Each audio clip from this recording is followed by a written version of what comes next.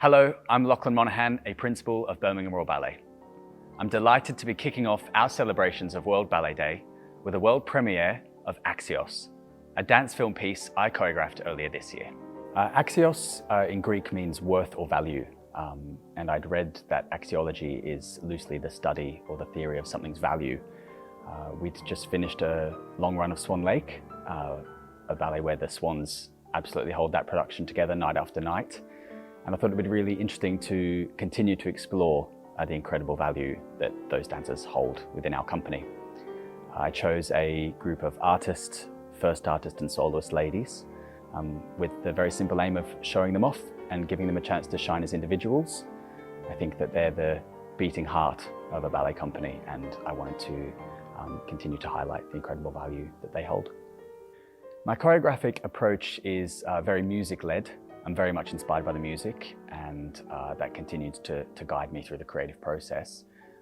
And in this instance, it was very important for me also to make sure the dancers enjoyed the piece and that they felt comfortable dancing it and looked good dancing it. So I tried to come to the studio with less formed ideas, maybe some very basic ideas or visions, and then create on the spot in the studio. Very interestingly, I decided to approach it less from a casting perspective and more so on the dancers I had in the room at any given time. And this created a really interesting space. I had different groups of dancers together at different times, and rather than leaving gaps for certain people, we just sort of created with who was there on any given day. The music is three of Rachmaninoff's beautiful solo piano music. The two preludes, the C sharp minor and the G minor, and his Polichinelle. They're quite simply stunning and very, very danceable. Full of atmosphere. Their structure is sort of ABA, and this sort of guided me structurally, choreographically as well. At the beginning section, I always tried to come back to, in a way, towards the end of the movement. But it was really probably the C sharp minor opening the three chords that inspired me most. I sort of envisaged this group of ladies all stood there. The chords are quite dark, but they also mean business, and I really liked that, and I liked exploring that. Well, that's enough from me. I really hope that you enjoy Axios.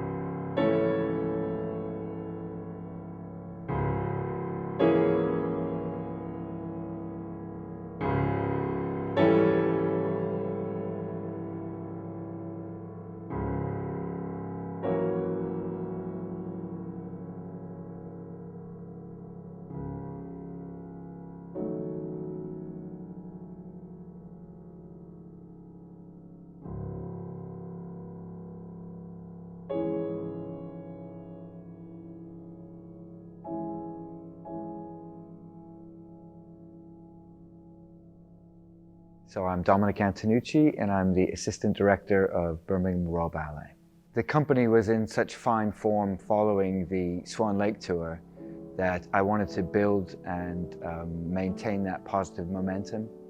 So creating this piece was an opportunity to show off the ladies. They were particularly dancing well after doing all those swans day in and day out. They'd reached a certain level that I just wanted to carry on with that, build on it, show it off, and create a vehicle for them to really show everyone what the sort of standard that they had achieved. So choreography is a skill and a craft that has to be practiced in order to develop. And with resources shrinking around the arts as a whole, the opportunities for choreographers to develop has been more difficult to find. So anytime we can provide an opportunity to create and be created upon, we're going to embrace that opportunity. So during the pandemic, we really tried to expand on our digital platforms and our digital output activity. And so Axios is another opportunity for us to create quality content. And I really hope we can sort of build on this and do more projects like this in the future.